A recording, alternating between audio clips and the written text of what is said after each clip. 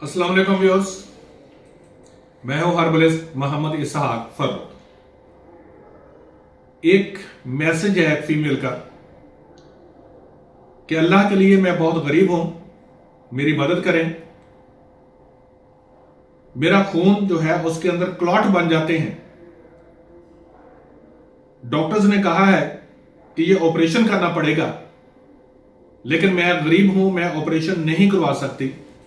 मेहरबानी करें कि मुझे कोई इसके लिए नुस्खा बताएं, टोटका बताएं। अल्लाह रब्बुल इज्जत रहमत फरमाएगा, शिफा उस रब के हाथ में है।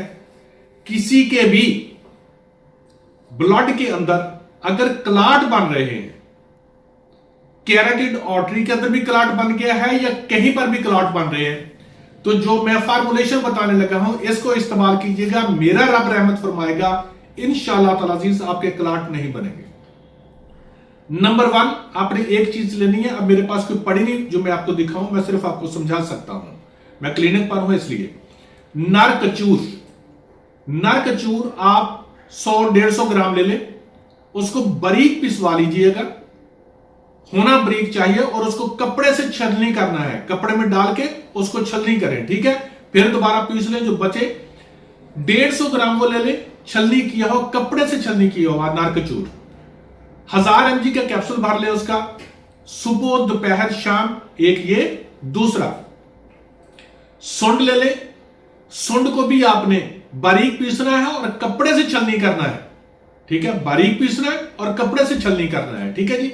वो आप ले लें जी, जितना भी 100-150 ग्राम ले ले। और अगर आपने कपड़े से छलनी किया हुआ सुंड का पाउडर 100 ग्राम लिया, तो उसमें से 10 ग्राम आपने काली मिर्च डालनी है। सुन ले, काली मिर्च, उसको बारीक कर लें, वो बेशक कपड़े से छलनी करें या ना करें। आप उस सुंड वाले पाउडर के अंदर मिक्स करके 10 ग्राम काली मिर्च 1000 mg की कैप्सूल भर लें। यह सुबह दोपहर शाम खाना शुरू कर दें। अब परहेज आपने क्या करना है, ये सुन ले, और हम सख्ती से परहेज करवाते हैं जो भी मेरे क्लिनिक पर आता है। गोभी नहीं खानी, क्लॉट पैदा करती है। ये मटर जो आए हुए हैं, आलू हैं, ये क्लॉट पैदा करते हैं। बड़ा गोश्त जो है वो क्लॉट पैदा करता है। चावल है वो क्लॉट पैदा करता है। इनको आपने इस्तेमाल नहीं करना। जब भी ये दवाई खानी है, नीम गर्म पानी के साथ खानी है, ठंडा पानी इस्तेमाल ना कीजिएगा। मेरा रब रहमत फरमाएगा इंशाल्लाह। अगर डॉक्टर्स ने आपको यह कहा है कि कैरोटिड आर्टरी के अंदर ब्लॉक होगी हुई है, इसके अंदर क्लॉट लगे हुए हैं, डेफिनेटली बात है, बहुत डेंजरस होता है कि अगर आपके ये जहां पर क्लॉट होते हैं वो इन रगों में, कि अगर वो ऊपर गया, दिमाग में गया, तो वहां पर शरीयान फट सकती है और ब्रेन हेमरेज हो सकता है। और वही क्लॉट अगर आपके दिल की तरफ चल जाए तो हार्ट अटैक हो सकता है। आप खुशकिस्मत है कि पहले पता चल गया, लेकिन किसी को आम पता नहीं चलता होता।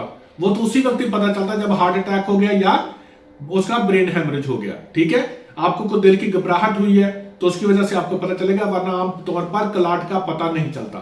आप ये इस्तेमाल करें, इंशाअल्लाह ताला अजीज मेरा रब रहमत फरमाएगा। आपको 15 से 20 दिन के अंदर आपको खुद एहसास होगा कि मैं बहुत बेहतर हो गई हूं। इसके साथ दिल की घबराहट जो हो रही है वो भी इंशाल्लाह नहीं होगी। अगर आपको चक्कर आते होंगे तो वो भी नहीं होंगे। इसको जरूर इस्तेमाल कीजिएगा। मेरा अल्लाह करम फरमाएगा, इंशाल्लाह जो आपके क्लॉट बन रहे हैं वो नहीं बनेंगे। Thank you so much. Allah.